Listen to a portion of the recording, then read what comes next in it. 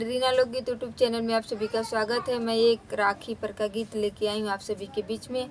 आप लोग सुनना और दिल लगा के मन लगा के ज़रूर सुनना। ये बहन बोल रही है उसका भाई दुबई में, इसी पर का गीत है कि भैया तुम तो दुबई में हो तो मैं राखी किसके बांधने जाऊँ। प्लीज़ आप लोग ज़रूर ये गीत को सुनना।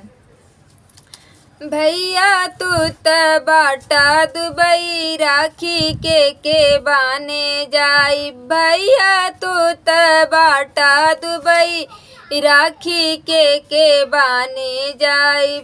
इतना मत कर सोच विचार बहनी राखी के दिन आई।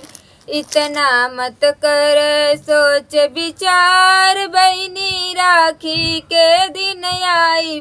भैया जब तू नहीं आओगे मैं तो पार्सल करवाऊंगी। भैया जब तुम नहीं आओगे मैं तो पार्सल करवाऊंगी। मेरी प्यारी बहनिया बोल दे पार्सल पे क्या चाहिए। मेरी प्यारी बहनिया बोल दे पार्सल पे क्या चाहिए। बस बनल रहे हम दोनों भाई बहन का प्यार, भैया कुछ नहीं चाहिए। बस बनल रहे हम दोनों भाई बहन का प्यार, भैया कुछ नहीं चाहिए।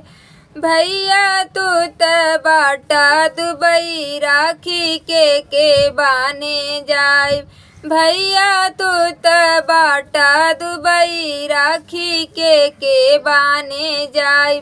भैया तू त बाटा दुबई राखी के बाने जाए।